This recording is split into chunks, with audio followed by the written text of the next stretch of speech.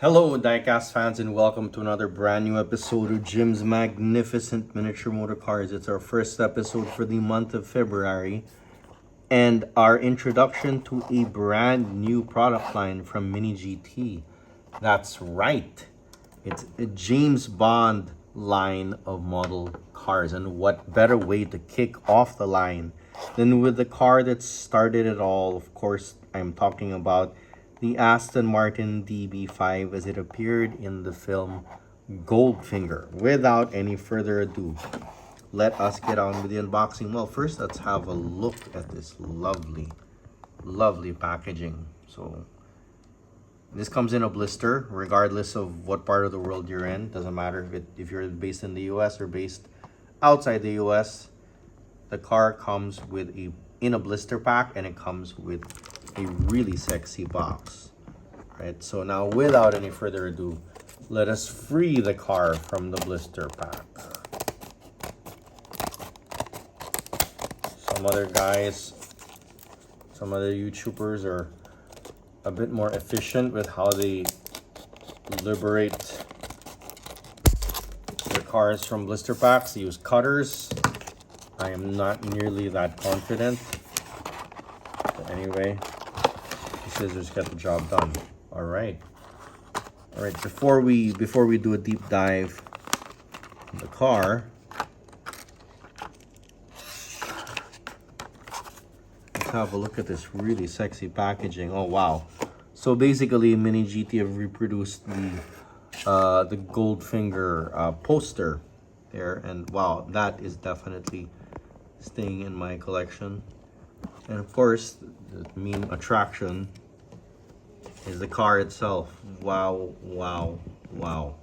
Okay, now confession time, dear diecast fans. I was a little cynical about the DB5 because I mean, it's basically next to like the Batmobile or the Ecto-1 or the Back to the Future DeLorean. Well, actually, not next to. It is probably the single most reproduced movie car in history. Okay, seeing as how it's, if I'm not mistaken, feel free to correct me if I'm wrong, it's probably the very first.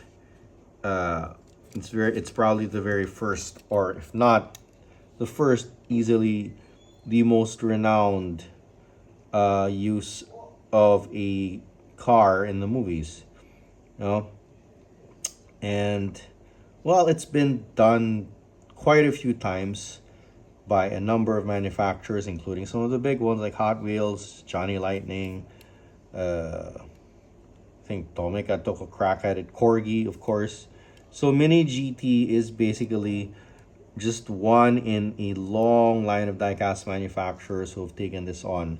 And at the thought that they would be taking this on, I rolled my eyes a little bit and thought, Mini GT, really?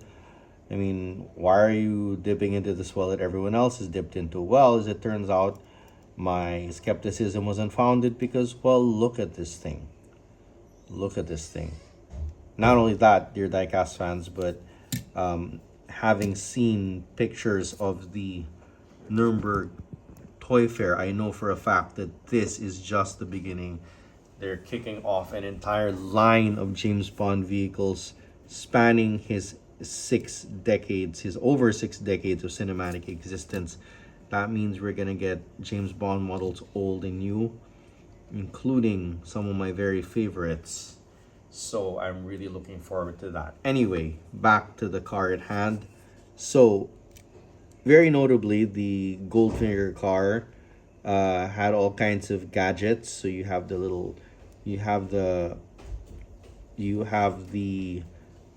bulletproof shield. You have these little protrusions which represent, I think, machine guns, and then you have the little thing sticking out which is supposed to take out the wheels of the enemy car.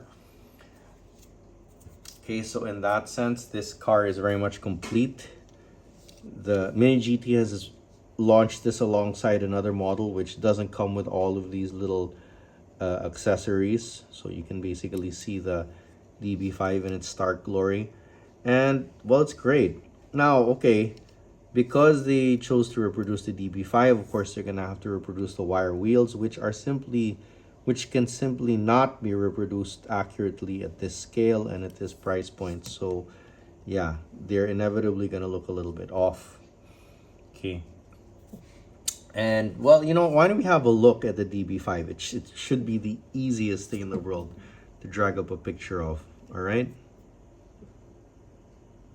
And there we go. So as you can see, Mini GT have really done themselves proud here. I'm still not the biggest fan of the DB5 in general. Like I said, I think it's been done to death. But, the fact that Mini GT have really brought their A game here, I think they deserve full credit. Even though I can't quite bring myself to give it a 10, what with these wire wheels being the way they are, well, you know what? It's still awesome. So this gets a solid 9 out of 10 from me. All right, and I'm really, really looking forward to the other James Bond vehicles in the lineup. All right, and that's it for this unboxing. I do hope you enjoyed this episode. If you like what you see, dear diecast fans, please consider giving me a like and a subscribe and hitting that notification bell.